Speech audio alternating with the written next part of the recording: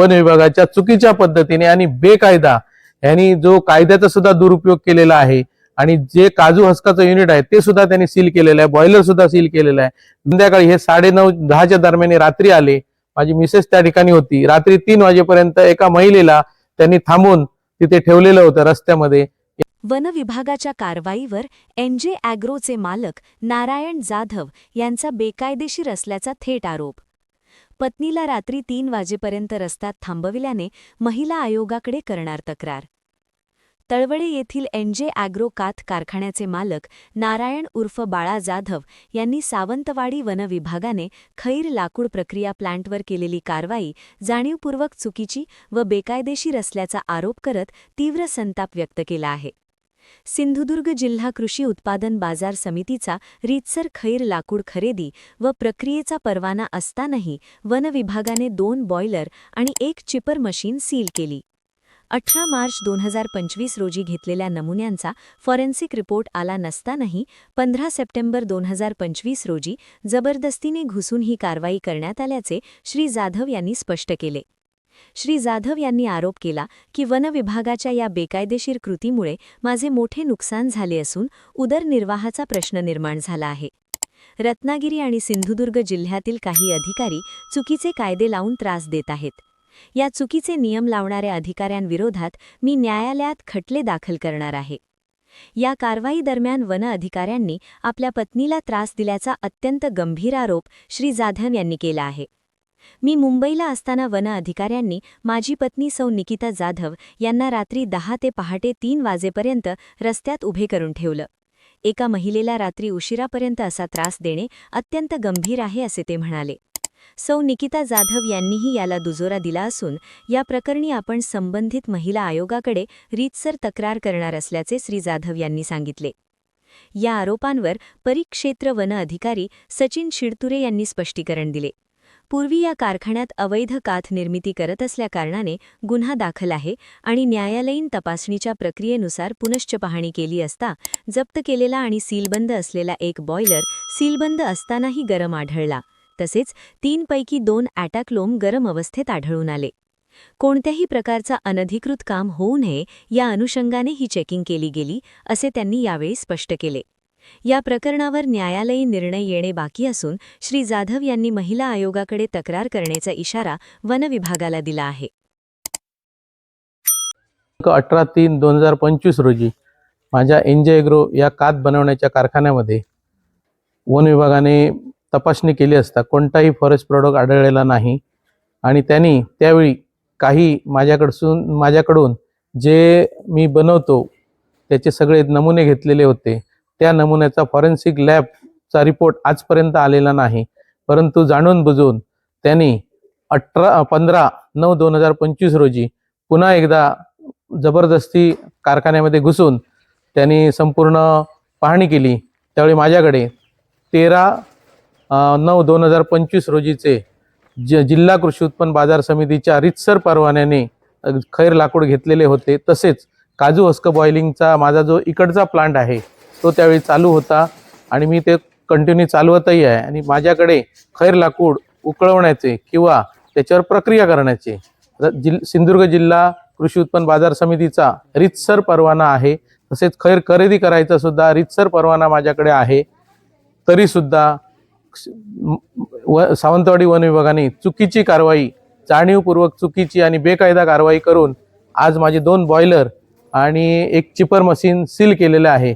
आज जे वरिष्ठ अधिकारी आलेले आहेत ते म्हणतात की हे सुद्धा चिपर मशीन आहे, तर हे चिपर मशीन नसून ह्याचा मी आजपर्यंत लाकूड चिप्स करण्याकडे उपयोग केलेला नाही, भविष्यातही करणार नाही। ते जी आपल्या माडाची झावळं आहेत ती सुद्धा त्याच्यामध्ये चिप्स होतात आणि त्याचा खत म्हणून आम्ही वापर करतो। तर ते जबरदस्ती आता ते चिप्स मशीन सील करण्याच्या ते गोष्टी करत आहेत। दुसरी गोष्ट, त्यांनी जो जप्त माल केलेला आहे तो जप्त माल जसाचा तसा आम्ही ठेवलेला आहे, कारण आम्ही न्यायालयाच्या निर्णयाची वाट बघतो। तसंच आमचा विश्वास आहे न्यायालयावरती आहे, त्याप्रमाणे आम्ही तशी ती प्रक्रिया चालू आहे त्याची। आणि आज चुकीच्या पद्धतीने वन विभागाच्या चुकीच्या पद्धतीने आणि बेकायदा यांनी जो कायद्याचा सुद्धा दुरुपयोग केलेला आहे आणि जे काजू हस्काचं युनिट आहे ते सुद्धा त्यांनी सील केलेलं आहे, बॉयलर सुद्धा सील केलेला आहे। जो विकलेला बॉयलर होता तो सुद्धा त्यांनी सील केला. त्यावेळी त्यांना मी कल्पना दिलेली होती की हा 1 टनाचा बॉयलर विकलेला आहे, तो सुद्धा सील करून माझ्या नुकसानीस ते कारणीभूत ठरलेले आहेत. तसं आज माझे एक सर्व कर्मचारी आहेत, त्या कर्मचाऱ्यांच्या सुद्धा आज उदरनिर्वाहाचा प्रश्न निर्माण झालेला आहे. आणि काही वन अधिकारी हे चुकीचे कायदे आज सिंधुदुर्ग जिल्ह्यात आणि रत्नागिरी जिल्ह्यात राबवत आहेत. त्यामुळे आज प्रचंड नुकसानीस आज ह्या दोन्ही जिल्ह्याची हानी होत आहे. आज रोजगार पूर्णपणे हिरावला जात आहे. आणि हे फक्त आणि फक्त ह्या वन कर्मचाऱ्यांच्या चुकीच्या नियमाने होत आहे. जो कायदा नाही तो कायदा ते लावून आम्हाला सर्वांना त्रास देण्याचं आज हे काम करत आहेत. काल सकाळी मी मुंबईला होतो, पण दुपारी संध्याकाळी हे 9:30-10च्या दरम्यान रात्री आले. माझी मिसेस त्या ठिकाणी होती. रात्री 3 वाजेपर्यंत एका महिलेला त्यांनी थांबून तिथे ठेवलेलं होतं रस्त्यामध्ये. एवढी त्यांची हे आहे. आणि त्याच्याबद्दलची जी काय तक्रार आहे ती ज्या ह्याच्याकडे आम्ही करण्यास तयार आहोत. पण भविष्यात ह्याच्यावरती जर निर्णय ह्या काही राजकीय मंडळी किंवा लोकांनी जर घेतला नसेल तर सिंधुदुर्ग जिल्ह्यामध्ये 70 ते 80 हजार लोक बेकारीमध्ये ओढले जाणार आहेत. तसेच कारखानदार सुद्धा आज कर्जबाजारी झालेले आहेत. अनेक बँकांची कर्ज कोट्यानी रुपयाची कारखानदारांवरती आहे, ते सुद्धा आज म्हणजे आज ह्यांच्या चुकीच्या ह्याच्यामुळे बंद झालेले आहे. आणि दुसरी महत्वाची गोष्ट, जे आज 52 सेक्शन प्रमाणे हे सांगतात की आम्ही कन्व्हर्जन केलं म्हणून ह्यांना आम्हाला जर अख्खी काद इंडस्ट्रीज जर ह्या वेटीस धरून सील करत आहेत तर ह्यांचे सुद्धा काही अधिकारी त्याच्यामध्ये सामील आहेत. मग त्यांच्यावर सुद्धा कारवाई झाली पाहिजे होती. परंतु महाराष्ट्राच्या वन बल प्रमुखाने कोर्टामध्ये चुकीचा अहवाल सादर करून आपल्या कर्मचाऱ्यांना फक्त आणि फक्त पैसे घेऊन वाचवण्याचा डाव आखलेला होता. त्याच्यावरती सुद्धा मी आता आवाज हायकोर्टामध्ये काढणार आहे. कारण ह्यांचं फक्त आर्थिक ही गणितं चालली पाहिजे. ह्याच्यासाठी कोणतरी ह्यांना परावृत्त करतो लोकांच्या उदरनिर्वाह बंद करण्याचं. आणि ह्याच्यावरती सखोल सिंधुदुर्ग जिल्ह्यातले जेवढे राजकारणी लोक आहेत त्यांनी सखोल विचार करून ह्या दोन्ही जिल्ह्यातल्या ह्या व्यवसायाला आपली जर राजकीय शक्ती जर आमच्या ह्याला जर जोडली तर 100% ह्याच्यामध्ये लोकांचं कल्याण होईल. तसंच राज्यपालांनी दोन्ही जिल्ह्यासाठी फक्त दोडामार्ग वगळून अध्यादेश काढला की शेतकऱ्यांनी जर लाकूड आपल्या बांधावरती पिकवलं तर त्याला कोणत्याही प्रकारचं तोडायला आणि वाहतुकीला परमिशन लागणार नाही. तशा प्रकारचा अध्यादेश हा 2023 साली आलेला आहे. परंतु तो राज्यपालांनी काढलेला अध्यादेश वन कर्मचारी मानायला तयार नाहीत. अशा प्रकारची ह्यांची भावना आहे. म्हणजे त्या कायद्याला सुद्धा ते जुमानत नाही, राज्यपालांनी सुद्धा काढलेल्या अध्यादेशाला जुमानत नाही. अशा प्रकारची मुजोरी आज सिंधुदुर्ग जिल्ह्यामध्ये ह्यांची चालू आहे. मी आता संपूर्ण माझे कर्मचारी आणि त्यांचे सगळे कुटुंब घेऊन डीएफओ ऑफिसला उपोषणाला बसणार आहे. कारण सिंधुदुर्गामध्ये जे आता नवीन डीएफओ आले ते आल्यानंतरच ही सगळ्या कारवाई चालू झालेल्या आहेत. कदाचित डीएफओ त्या ऑफिसमध्ये बसून एसी केबिन मध्ये बसून हे सगळं करत आहेत. आमची स्वतःचं सिंधुदुर्ग रत्नागिरीचं असोसिएशन आहे, त्या असोसिएशनचा अध्यक्ष मी आहे. त्यांना वेळोवेळी भेटलो, परंतु ती चुकीची दिशाभूल करत आहेत. आज बघा दोडामार्ग वरून जो हत्ती आला त्याच्यामध्ये सुद्धा लोकांची ते दिशाभूलच करत आहेत. पहिलं सांगितलं मी पकडणार, म्हणजे जसे काही महाराष्ट्र राज्याचे वनमंत्री आहेत काय अशा प्रकारच्या आविर्भावात सांगत होते. म्हणजे अशी खोटी माहिती पसरवायची का. त्या गवसला सुद्धा त्यांनी चुकीचं सांगितलेलं आहे की त्याला ते शारीरिक हे पाहिजे. म्हणजे अशा प्रकारचं जर डीएफओ जर वागत असेल तर काय ह्या खालच्या कर्मचाऱ्यांनी सुद्धा त्याचं घ्यायचं, हे सुद्धा प्रश्नचिन्ह आहे. आज इथे आज प्रचंड प्रमाणे माकडं नुकसान करत आहेत शेतकऱ्यांचं. रान गवे आज कळपाच्या कळप झालेल्या लोकांनी शेती सोडली, काही ठिकाणी खैर लागवड केली. मग भविष्यात खैर लागवड कशी होणार जर ह्यांची जाचगटी असले तर? होणार नाही. कारण काय लोकांच्या त्या खैरावरती आज बऱ्यापैकी म्हणजे कोणता प्रादुर्भाव येत नाही. दुसरी गोष्ट त्याला मर नाही. आणि एक 5-10 वर्षांनी ऊसापेक्षा जास्त रेट ह्याला आहे. 1,20,000 रुपये टनाचा भाव आहे खैराला. तर ह्या आडमुठ्या धोरणामुळे आज शेतकरी लोक ह्याची लागवड करायला बघत नाहीत. कारण आज शेती पूर्णपणे बंद झालेली आहे वन्य प्राण्यांमुळे. आमची भूमिका अशी आहे की मी आता वरिष्ठ स्तरावरती यांची तक्रार करणार आहे. तसंच यांच्या विरोधात आता जे कोण अधिकारी आले चुकीचे नियम लावतात त्यांच्या विरोधात मी कोर्टात रीतसर यांच्या विरोधात खटले दाखल करणार आहे. मी निकिता नारायण जाधव. रात्री वन विभागवाले आमच्याकडे रात्री 10 वाजता आले. 10 वाजल्यापासून 3 वाजेपर्यंत ते आमच्याकडे होते. मी माझा मुलगा आणि दुसरा मुलगा आम्ही तिघं पण ह्यांच्याबरोबर बाहेर उभे होतो. ह्यांना आम्ही सांगितलं की मालक नाही आहेत, तुम्ही उद्या या. तरी पण ते ऐकायला तयार नाही. शेवटी त्यांना मी रिक्वेस्ट केली की आम्ही काही झालं तरी मालक नसताना तुम्हाला आम्ही फॅक्टरीत घेणार नाही. तेव्हा त्यांना सांगितलं की तुम्ही उद्या सकाळी 9:30ला या. मालक आल्यानंतर तुमच्या जी काही प्रश्नांची उत्तरं देतील ते असतील ती देतील. पण तरी सुद्धा ह्या लोकांनी अशी मुजोरी केली आणि शेवटी एक गाडी आणि त्यांचे 2 माणसं बाहेर ठेवून गेले. आम्ही जेव्हा आतमध्ये आलो तेव्हा ते आम्हाला सांगतात की तुम्ही आतमध्ये कशाला आलात काय म्हणून. ही आमची प्रायव्हेट प्रॉपर्टी आहे. ठीक आहे, तुमचं काय असेल ते काम तुम्ही करा, पण हे आम्हाला त्यांनी सांगणं चुकीचं.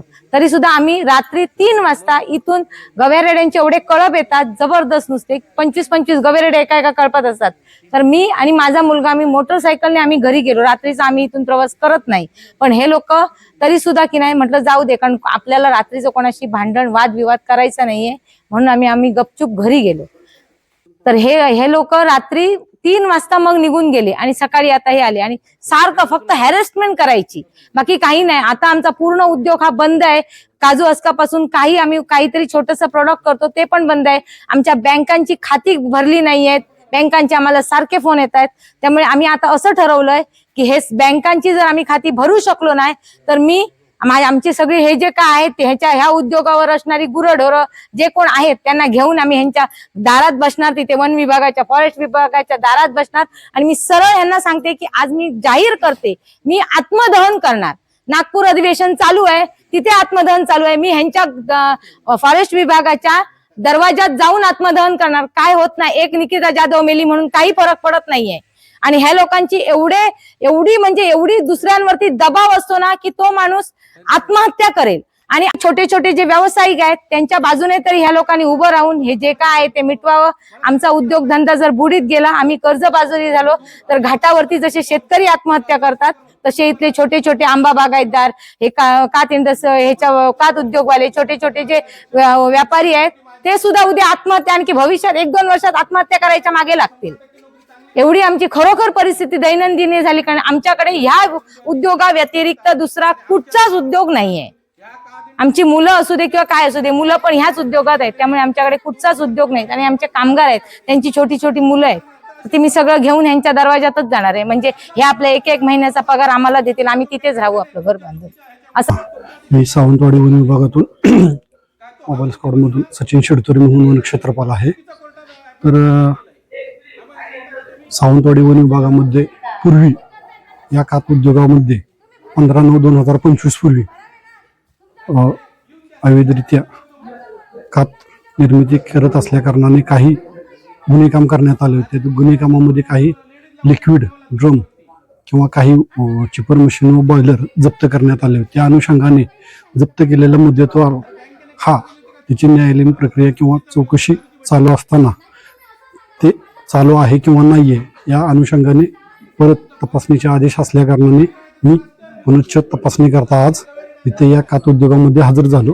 हजर झाल्यानंतर तपासणी चालू केल्यानंतर कात उद्योगामध्ये प्रवेश केल्यावरती उजव्या बाजूला एक कोल्ड स्टोरेज दिसलं. त्या कोल्ड स्टोरेजमध्ये जप्त केलेला मुद्देमाल आला. तदनंतर त्याच्या बाहेर आल्यानंतर ही जो जप्त मुद्देमाल होता ॲज इट इज लिक्विड मधला तो जशाच तसा दिसून आला. तदनंतर पुढे आल्यानंतर एक रिकामं कोल्ड स्टोरेज दिसलं, त्याच्यात काय नव्हतं, ते मोकळं होतं. तदनंतर पुढे आल्यानंतर आपल्याला कात उद्योगामध्ये प्रवेश केल्यानंतर एक सीलबंद चिपर मशीन आपल्याला आढळून आली. त्याचा काय वापर केलेला यामध्ये दिसून आला नव्हता. पण त्याच्याच बाजूला एक छोट्या आकारातली चिपर मशीन आम्हाला दिसून आली, जी की रूपांतर करण्याकरता वापरली आहे असा आमचा अंदाज आहे. ते पाहिल्यानंतर आम्ही पुढे गेलो. पुढे गेल्यानंतर 2 बॉयलर दिसले. त्या बॉयलरमधले 1 टनचा जो बॉयलर होता तो 1 टनचा ब्रॉयलर हा बंद अवस्थेत दिसून आला व 2 टनचा जो ब्रॉयलर होता तो गरम, म्हणजे तो सीलबंद होते दोन्ही बॉयलर. त्या सीलबंद बॉयलर मधला एक बॉयलर बंद आढळला व दुसरा बॉयलर हा गरम आढळला, जी की त्याला म्हणजे चालू झाला असावा, वापरला असावा, हा त्या अनुषंगानं तो गरम अवस्थेत आढळला. त्यानंतर पुढे पाहिल्यानंतर जो मुद्देमाल आहे पिंजायली लाकूड माल हा आम्हाला असाप्रमाणे दिसून आला. त्यानंतर पुढे आल्यानंतर ॲटोक्लेवची तपासणी केली असता ॲटोक्लेवमधले 3 ॲटोक्लेव वर चढून पाहिले असता ॲटोक्लेवमधले 2 ॲटोक्लेव गरम अवस्थेत आढळले, एक थंड अवस्थेत आढळला. जप्त केलेला जो बाकीचे जे 3 ॲटोक्लेव आहे त्या 3 ॲटोक्लेवमध्ये जशाच तसे जप्त मुद्देमाल होता त्या पद्धतीनं आतमध्ये उघडे केले असता ॲज इट इज आढळून आलेलं आहे. अशा पद्धतीनं मला तपासणीचे आदेश असल्या कारणानं अवैधरित्या चालू आहे का हे तपासणीचे आदेश असल्या कारणाने किंवा जप्त मुद्देमाल जो पूर्वी आहे तो व्यवस्थित किंवा त्याचा युटिलाइज चुकीच्या पद्धतीने झाला नाही का म्हणून मी तपासणी करण्याकरता आलो होतो व तपासणी केली. गरम बॉयलर तुम्हाला जे आढळले ते सील बंद होते की सील ओपन केलेलं होतं आणि त्याच्यामध्ये काय तुम्हाला काय आढळलं? हा, 1 टनचा जो बॉयलर होता तो थंड अवस्थेत होता आढळला आणि जो 2 टनचा बॉयलर जो होता सीलबंद होता, परंतु त्याचं जे डोअर आहे बॉयलरमध्ये लाकूड टाकताना किंवा हे करताना ते ओपन होत होतं. त्या अर्थाने त्याच्या सील आतमध्ये सोडलेलं होतं. सील तोडलेलं नव्हतं पण ते ओपन होत होता. तर त्या अनुषंगाने जागेवरती ते दिसून आलेले. पुढील कारवाई कशी होते काय? पुढील कारवाई आता हे तपासाच्या अनुषंगाने चौकशीला आम्ही वरिष्ठ कार्यालयाला कळवून तिथून पुढे जे निर्णय येतील ते त्या पद्धतीनं करू. ओके, आता कुठली सील वगैरे काय असं काय प्रकार आहे? हा, आता सद्यस्थितीला हे एक चिपर मशीन आम्हाला सील करावी लागेल व ते गरम आढळलेला बॉयलर ते एक आम्हाला फक्त जे पाहावं लागेल.